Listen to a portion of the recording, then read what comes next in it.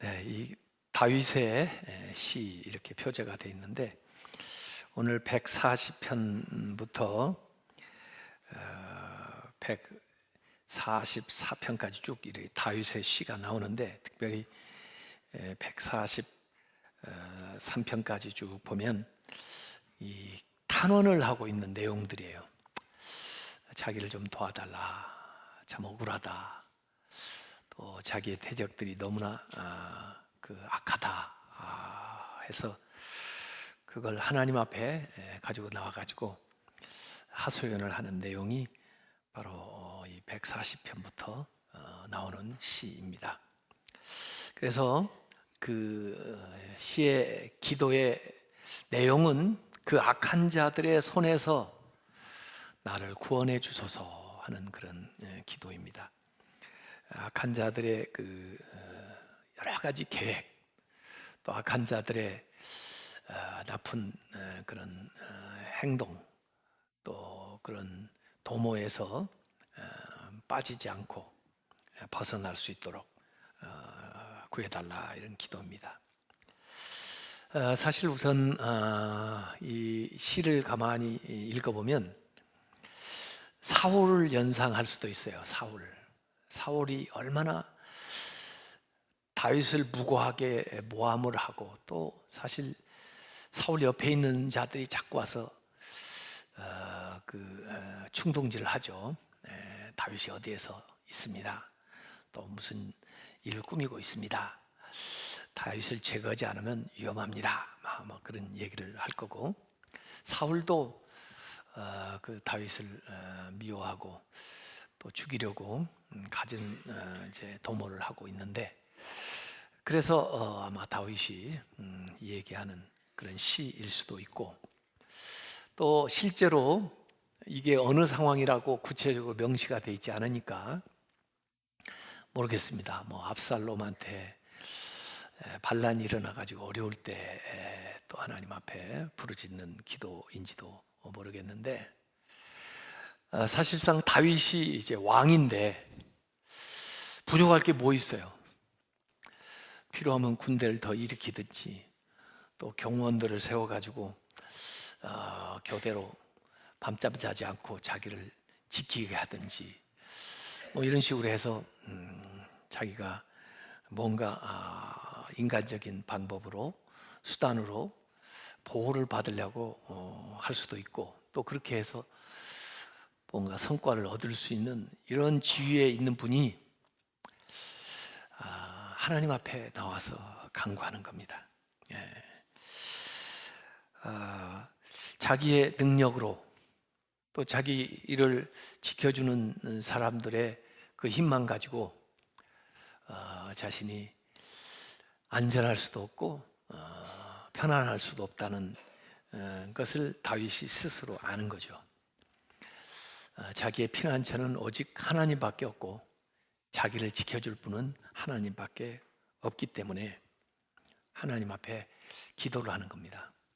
그래서 자기를 지켜달라, 자기를 변호해달라, 또 세상에 공의를 시행해달라, 억울한 사람, 가난한 사람들을 도와달라라고 여기 기도를 하고 있어요. 그래서 어찌 보면 왕으로서 해야 될 일이기도 한데 하나님 앞에 기도하는 거죠. 저는 이런 지도자가 세워지면 참 좋을 것 같아요. 대체로 이 지도자가 되면 교만해져요. 자기가 다 할 수 있는 것처럼 생각을 해요. 다른 사람들한테도 약속을 남발하고, 또 자기가 뭔가 할 수 있는 것처럼 그렇게 교만하게 행하는 경우가 많고, 겸손하게 하나님 앞에 나가서 기도함으로써 하려고 하는 마음이 점점 없어집니다. 내가 할 수 있는 건데, 뭐 내가 사람을 시키면 되는 건데, 뭐 내 사람들이 얼마나 많은데, 내가 동원할 수 있는 재력이 군대가 얼만데, 그걸 의지하고 해보려고 그래요. 그래서 결국은 실패를 하죠. 이 다윗은 나름대로 능력도 권세도 지위도 가지고 있었던 사람이지만 그걸 의지하고 하지를 않고 아주 사소해 보이는 일조차도 하나님 앞에 기도함으로써 하나님이 해주셔야 된다. 마치 그 아이처럼, 마치 그 가난한 사람처럼, 힘이 없는 사람처럼 하나님의 도움을 간구하고 있는 그런 모습이 우선 굉장히 참 훌륭한 지도자다, 그런 생각이 들어집니다. 아마 이 말씀을 우리가 읽으면 아까 사울한테 쫓기는 다윗, 또 압살롬한테 쫓기는 다윗 생각도 들지만 또 히스기야 생각도 나더라고요. 히스기야는 저 아수리아 랍사게가 와가지고 예루살렘을 포위하고 그 다음에 온갖 그 악한 말로 하나님을 모독하고 또 히스기야를 능멸하고 또 사람들을 이간시키고 하는 그런 상황에서 히스기야가 참 하나님밖에 의지할 분이 없습니다, 주님만 바라봅니다 하면서 기도했던 그런 상황이 여기 생각이 나요.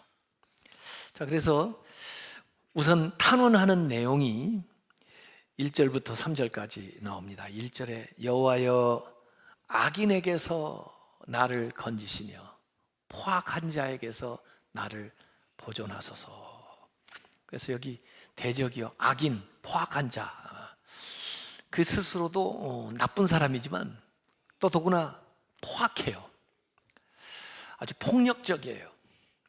그래서 자기를 반대하거나 자기가 좀 싫은 사람이면 막 완력을, 폭력을 동원하는 이런 악한 자에게서 나를 건져주고 보존해 달라고 이제 기도하는 겁니다.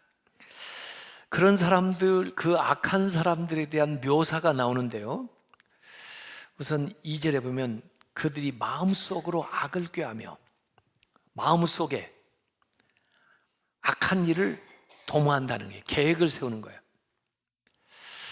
악인들은 항상 그 시간만 나면 그렇게 악한 일을 할 걸 궁리를 하나 봐요. 사건 사고가 일어난 걸 보면 야, 세상에 어쩜 이런 일이 있나, 어쩌면 인간이 이렇게까지 생각을 하나 싶을 정도의 일들이 많이 벌어지잖아요. 그런 거 보면 그들은 그렇게 그 궁리를 많이 하나 봐요. 악한 일을 할 궁리를. 그 머리로 좀 일 좀 하지, 좋은 일 좀 하지, 안 좋은데 이렇게 써요. 자기만 그렇게 악한 생각을 하는 게 아니고 그렇게 싸우기 위해서 매일 모이오며 그 악한 자들끼리, 동료들끼리 모여요. 가지고 매일 모임을 갖습니다. 가지고 한 사람이 아이디어를 가지고 이거 아이디어라 할까, 못된 생각을 가지고 모의를 가지고 있을 뿐만 아니라 같이 모여서 이야기를 나누면서 작당을 하는 거죠. 작당을. 그래가지고 일을 벌입니다. 우리는요, 악한 자들하고 싸워서 못 이깁니다. 피하세요. 악한 자들은 우선요, 시간이 많습니다. 저는 시간이 없어서 못 싸우겠어요. 왜 이렇게 시간이 많은지. 그리고 악한 자들은 잘 모입니다. 시간이 없어서 모일 시간이 없어요.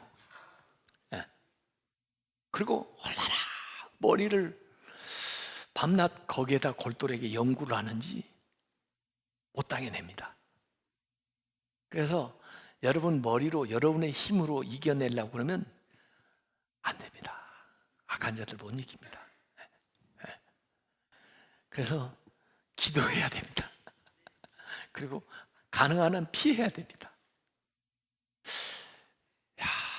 약한 자들은 이렇게 세상적으로 싸워가지고는 이기기가 참 힘들어요. 기도로 싸우고 하나님이 싸워주셔야지 대항하기 참 힘듭니다. 이들이 그렇게 시간도 많고 그렇게 바쁘게 움직이면서 그 생각들을 내놓는데 3절에 보니까 뱀같이 그 혀를 날카롭게 하니. 뱀이 혀가 날카로운가요? 그 입술 아래에는, 그 혀 아래에는 독사의 독이 있나이다. 그래서 그 뱀이 물 때 그 이빨에 그게 문제가 아니라 독이 들어와요, 독이. 그래서 온몸에 이렇게 퍼집니다. 그래서 그들은 날카로우니까 상처도 주고 독이 있으니까 그를 서서히 죽이는 거예요. 그래서 그들의 욕, 악담, 저주, 조롱, 비난, 거짓, 이런 것들이 참 난무합니다. 그 페이스북이나 이런 것들을 한번 이렇게 보면요, 그렇게 거기다 배설을, 안 좋은 말만 막 쓰는 사람도 있는지 몰라요. 그것도 일종의 자기 생각을 드러내고 다른 사람과 커뮤니케이션을 하는 건데, 그렇게 독서를 거기다가 나열을 해놓는지 몰라요. 그러면 저는 조용히 친구 끊습니다. 왜냐하면 그런 사람들하고 가까이 하면요, 옮아요. 전염돼요. 그래서 슬그머니. 그래서 다시 여기 탄원하는 내용이 또 4, 5절에 나옵니다. 여호와여 나를 지키사 악인의 손에 빠지지 않게 하시며. 아까는 생각하는 정도였는데 이들이 이제 행동을 하는 거예요. 그 손에 빠지지 않게 하시며 나를 보존하사 포악한 자에게서 벗어나게 하소서. 그들은 나의 걸음을 밀치려 하나이다. 걸어가는 길에서 확 밀쳐가지고 그 길에서 벗어나도록, 넘어지도록 그렇게 만드는 거예요. 그 교만한 자가 나를 해하려고 올무와 줄을 놓으며, 가는 길 앞에다가 올무 줄을 놓아요. 마치 올가미 해가지고 무슨 옛날에 사냥도 하고 뭐 그런 듯이 사람을 이렇게 잡으려고 하는 거죠. 그물을 치며 함정을 두었나이다. 이렇게 해서 이 악한 자들이 이 심중에 생각을 하더니, 그 다음에 독을 품고 말을, 악한 말을 자꾸 하더니 결국에는 손발을 놀려가지고 이제 구체적으로 행동을 합니다. 손으로 또 어디다 함정을 파가지고 그 다음에 빠지게 만들려고. 그래서 그들의 악한 생각, 그들의 못된 말, 그리고 그들의 나쁜 행동, 이렇게 연결해서 쭉 나오는 거예요. 그래서 마음에서부터 말로 표현되고 그것이 행동으로 나타나는 그 악한 사람들의 이야기가 거기에 5절까지 나옵니다. 그래서 그들이 어떻게든지 책을 잡기 위해서 기다리고 있습니다. 그래서 진짜 말 조심해야 됩니다. 자기는 나한테 오만 가지를 다 안 좋은 얘기를 하고 내가 한마디만 잘못하면 그걸 딱 잡아가지고 모함을 합니다. 그래서 그 함정에 들어가지 않으려면 진짜 조심해야 됩니다. 그래서 이제 6절부터 8절까지 보면 이 시인 다윗의 신앙 고백, 믿음의 고백이 거기에 나옵니다. 이 고백 안에는 하나님이 누구신지, 하나님이 자기가 하는 이 기도에 어떻게 응답하실 것인지에 대한 확신이 들어가 있어요. 그래서 우선 6절에 내가 여호와께 말하기를 주는 나의 하나님이시니, 여호와여 나의 간구하는 소리에 귀를 기울이소서 하였나이다. 저들은 그렇게 악하게 작당을 하고 독한 말을 쏟아내고 함정을 파고 올무를 놓지만은 난 그들이 하는 대로 대항을 하지 않고 자기는 하나님께 기도하는 것으로서 대비를 하고 기도로 싸우는 거예요. 근데 기도할 때 누가 나오냐면 하나님이 내 대신 싸워주시는 거죠. 내 간구를 들으시고 하나님이 나를 도와주시는 거죠. 그래서 여기 7절에 저는 이 7절 말씀을 이 시편 140편의 핵심 구절이라고 봤어요. 이 기도의 아주 클라이막스입니다. 이 7절 말씀이 내 구원의 능력이신 주 여호와여. 나를 구원하는 능력이 내 군사도 아니고 내 지혜도 아니고 내 물질도 아니고 내 친구들도 아니고 내 구원의 능력이신 주 여호와여. 전쟁의 날에 그 악한 자들과 이제 맞붙어서 싸우는 그 날에 주께서 내 머리를 가려주셨나이다. 머리가 제일 중요한 핵심 부분이거든요. 군대에서도 여기 이제 투구를 쓰게 되는 건데, 하나님이 나의 방패가 되십니다. 하나님이 나의 구원의 능력이 되십니다. 하나님께 나는 간구합니다. 이게 이제 시편 기자의 고백이며 확신이에요. 그래서 그들은 세상적인 방법으로 나한테 싸우려고 나오지만 나는 기도함으로써 하나님을 의지하고 하나님이 내 대신 싸워주십시오. 이렇게 기도하는 겁니다. 그래서 성경에서 전부 전쟁 얘기를 가만히 읽어보면 전부 하나님의 사람들은 무기가 부족하고 힘이 부족해도 전쟁 때에 하나님을 전적으로 의지하고 그 다음에 하나님이 그들을 위해서 대신 나아가 싸워주심으로써 큰 승리를 가져다 주셔요.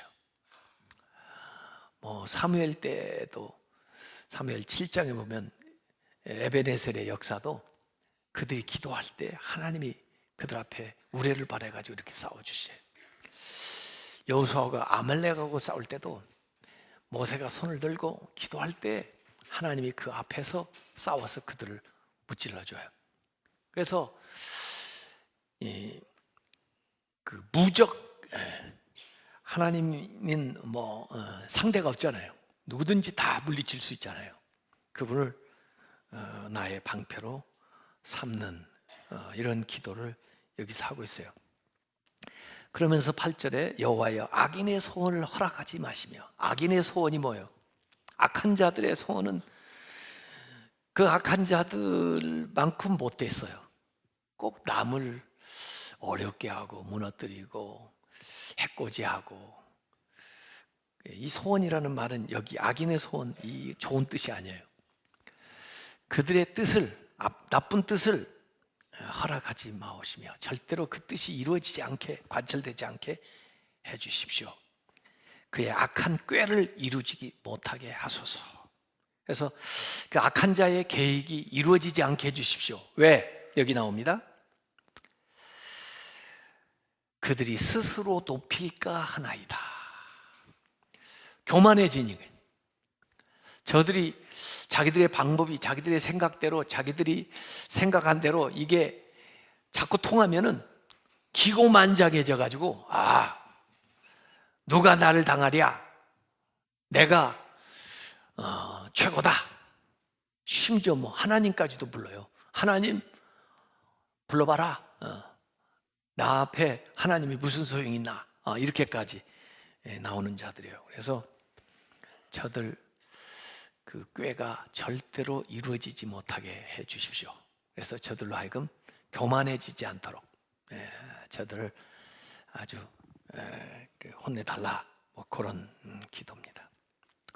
그리고 이제 9절부터 11절까지 보면은 그 원수 처벌에 대한 이제 간구가 더 구체적으로 나오는데요.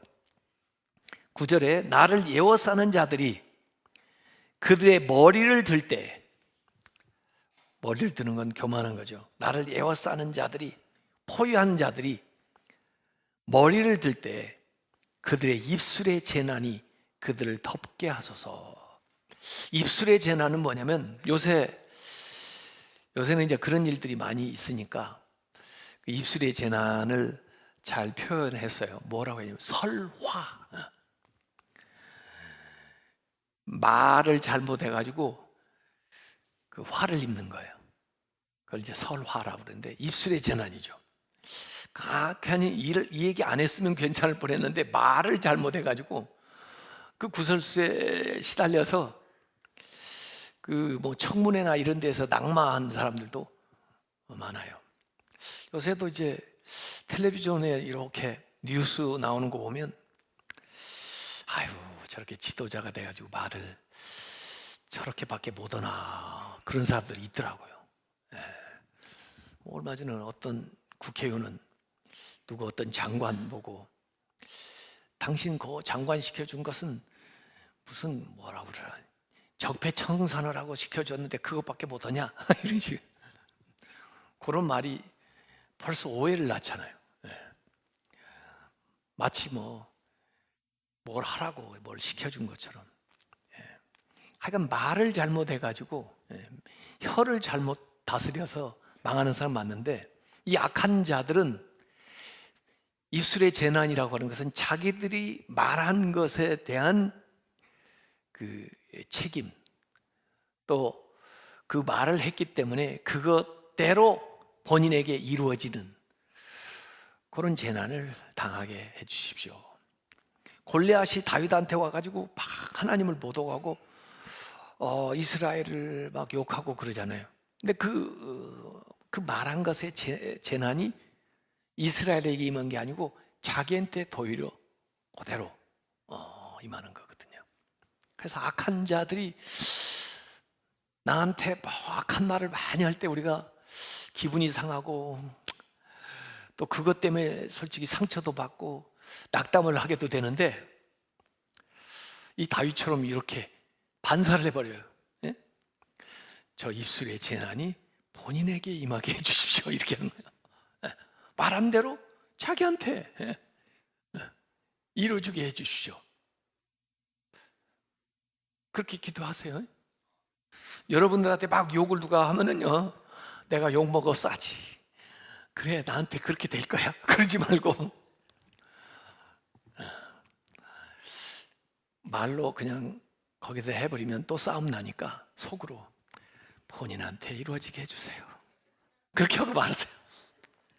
근데 그거 가까운 사이에는 하지 마시고 진짜 못된 놈한테는 그렇게 하세요. 진짜 요새 막 괜히 지나가는데 시비 걸고 욕 먹고 막 그런 사람들 많습니다. 이상해요. 왜 그런지 몰라요 우리.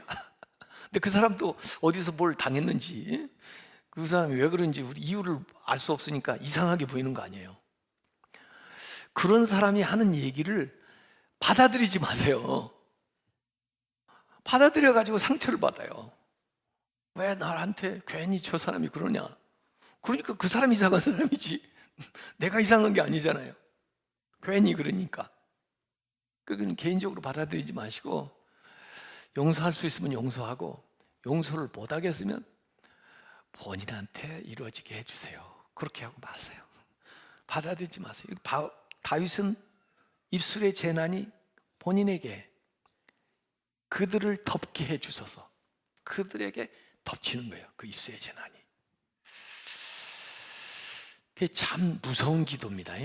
무서운 기도인데 얼마나 본인이 힘들면 억울하면 이런 얘기를 하겠어요. 그래서 본인한테 그 다음에 10절에는 뜨거운 숯불이 그들 위에 떨어지게 하시며 불 가운데와 깊은 웅덩이에 그들로 하여금 빠져 다시 일어나지 못하게 하소서. 저는 이걸 가만히 읽으면서 욕을 하는 그 사람이나 이런 기도를 하는 이 사람이나 좀 비슷비슷하다 하는 생각이 들어요. 좀 너무 과한 거가 심하잖아요. 그런데 대놓고 하지 않아서 다행이에요. 하나님한테 하니까. 하나님한테 이렇게 하면 제가 볼 때는 속은 후련할 것 같아요. 그 대신 하나님은요 기도한 대로만 하는 하나님이 아니에요. 하나님이 알아서 하시는 하나님이에요. 그러니까 이렇게 했다 할지라도 하나님이 알아서 손을 봐주지 꼭 이대로만 손을 봐주는 게 아닙니다. 예. 그래도 우선 기도하는 여러분은 좀 속이 후련해야죠. 왜 이걸 계속 마음에 놓고 있으면요, 화병됩니다. 화병. 이 화병이라는 건 한국 사람만,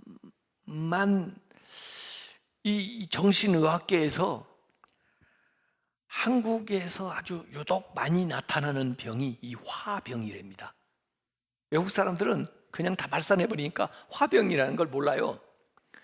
그래서 이 화병이라는 것은 영어로 표현을 하지 않고 그냥 화병이라고 그 심리학 용어로 만들어가지고 삽입을 해놨대요. 왜냐하면 한국에 만연돼 있는 병이니까. 화병. 왜 화병이 생기냐? 그 표현을 못하고 끙끙 앓고 안에 품고 있으니까 화병이 되는 거예요. 안 좋습니다. 화병 자꾸 참으면 한이 됩니다. 한이. 그러니까 하나님 앞에 와가지고 풀으세요. 하나님 앞에. 하나님이 들어줬으니까. 근데 참 하나님은요, 비밀을 잘 지킵니다. 이 얘기를 해도 다른데 옮기질 않으세요. 그러니까 와서 하나님한테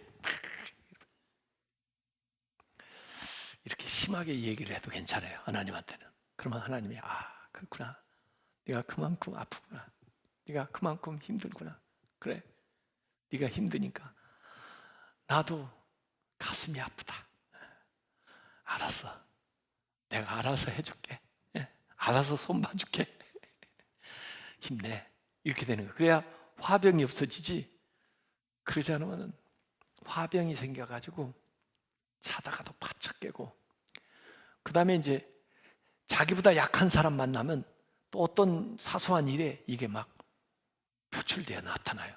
그러면 다른 사람은 영문도 모르고 왜 나한테 또 이러는 거야, 이렇게 되는 거예요. 그래서 하나님 앞에 얘기를 하는데, 야, 뜨거운 숯불이 그들 위에 떨어지면 어떻게 되겠어요?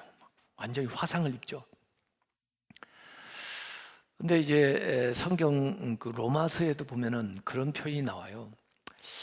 악한 자들을, 원수들에게 사랑을 베풀고 용서를 함으로써 그들의 머리에 숯불을 쌓아놓으라 그러는데, 그 표현이 아마 이런, 그래서 그들이 임할 그런 이 심판이 점점 이제 쌓여가지고 마치 그 소돔과 고모라에 하늘로부터 유황불이 막 떨어지듯이 그들에게 이제 하나님의 진노가 떨어지는 거예요.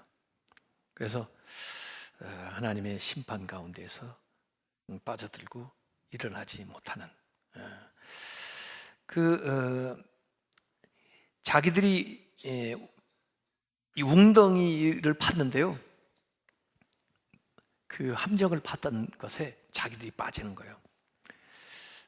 자기가 말한 것이 자기한테 돌아가는 거, 설화를 입는다는 거고, 자기들이 파놓고 자기도 잊어버리고 가다가 그래 빠져버리는 거예요. 그게 뭐예요? 자가당착이에요.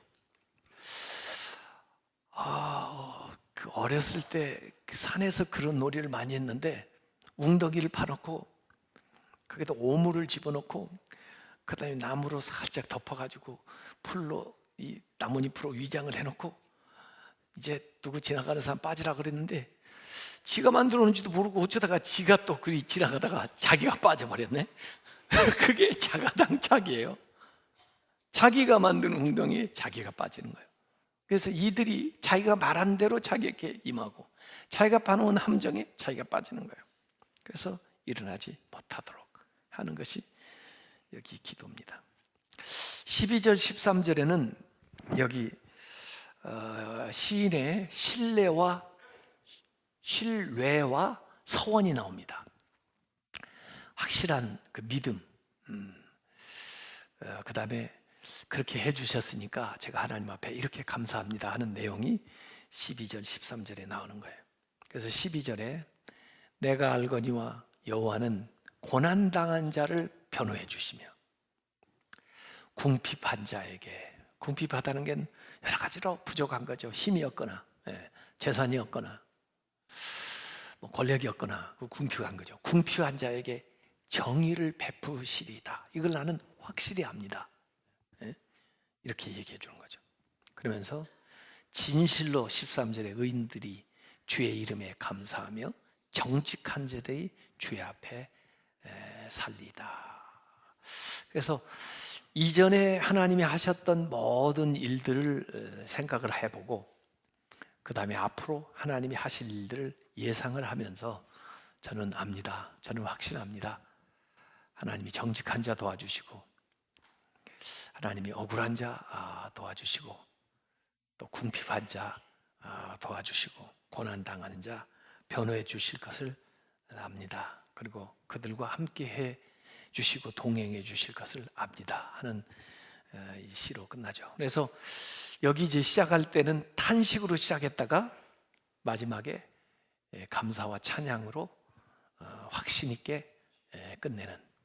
그래서 이 탄식시의 특징은 그런 거예요. 아무리 어렵고 힘들어도 혼자 한탄만 하고 있지 말고, 혼자 한탄하는 건 신세 한탄하는 거죠. 또 그 사람만 자꾸 탓하고 원망하지 말고 그런 마음을 주님 앞에 가지고 나와가지고 주님 앞에 탄식하는 거예요. 그건 기도입니다. 그래서 어떤 것이라도 어떤 말이라도 그 자기 마음의 상황이니까 그걸 하나님 앞에 토로하라고요. 그리고 그 상대가 잘못한 것도 하나님 앞에 고발하라는 거예요. 고소하는 거예요. 왜 그 사람은 왜 이렇게 합니까? 나는 자기한테 이렇게 해줬는데, 나는 그런 말을 한 적도 없는데 그 사람 나보고 뭐라고 그럽니다. 그리고 그냥 사람들과 작당을 해가지고 나를 이렇게 공격을 합니다. 제가 무슨 수로 그를 이겨냅니까? 아무리 얘기해도 안 믿어주는데 어떡합니까 하나님? 이렇게 얘기를 하는 거예요. 그러면서 확신하는 거죠. 하나님께서 나를 변호해 주시고 하나님께서 정의를 세워주시고 또 하나님께서 지켜주실 줄로 믿습니다. 이렇게 해서 그 기도 가운데 이미 이 문제가 해결이 되는 거예요. 그러고 나서 보니까 실제 삶도 이 기도를 닮아서 이렇게 해결되어 가는 수순으로 나아가는 거죠. 그래서 이미 기도한 사람은 그런 확신을 갖고 사는 거고, 그 다음에 그 기도대로 되어지는 것을 목격하게 될 겁니다. 그래서 이 탄식 시는 사람마다 이제 상황이 다 다르겠지만 대적들이 다 있잖아요. 그리고 대적 때문에 당하는 어려운 고난이 있고, 그 상황을 자기의 상황에 대입을 해가지고 그게 인간관계일 수도 있고 재정 문제일 수도 있고 건강에 대한 문제일 수 있고 사업에 또는 누구 일에 있어서의 문제가 있을 수 있을 텐데, 그들에 대한 것들을 직접 내가 나서서 인간적인 계획과 힘으로 해결하려고 하지 말고 이 왕의 지위와 능력을 가진 다윗도 심지어 그 악한 자들 하나님 앞에 나와서 기도함으로써 해결하려고 그랬는데, 우리가 그런 능력이 있습니까? 그런 많은 권력이 있습니까?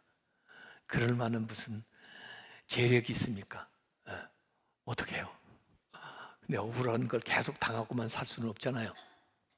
하나님 앞에 나와가지고 하나님 앞에 구체적으로 기도를 해보세요. 그래서 거기서 하나님이 주시는 확신을 얻고 그 다음에 담대함을 가지고 하나님이 도와주실 것이라 하는 믿음을 가지고 나아가 보세요. 그러면은 하나님께서 조만간에 하나님의 방법으로 그 문제를 해결해 주어 가지고 이 시편 기자가 찬양했던 그 모습 그대로 우리가 하나님을 진심으로 찬양을 하고 감사하는 그런 일들이 우리에게 일어날 것입니다. 그래서 이 탄식시도 하나님 앞에 보면 귀한 기도다. 그래서 찬양하는 기도 다 좋아요. 감사하는 기도 다 좋아요. 그러나 어려울 때는 하나님 앞에 나와서 울라는 거예요. 하나님 앞에 와서 하소연하라 이거예요. 하나님 앞에 와서 부르짖으라 이거예요. 그럼 하나님께서 그걸 들으시고 우리를 대신해서 그 상황 속에서 싸워주신다. 그래서 그 대적을 그들이 행한 대로 또 그들의 악한 것은 악한 것대로 밝혀서 우리가 하나님의 자녀로 살아가는데 부족함이 없도록 인도해 주신다는 겁니다. 이 시간 우리 한번 같이 기도했으면 좋겠습니다.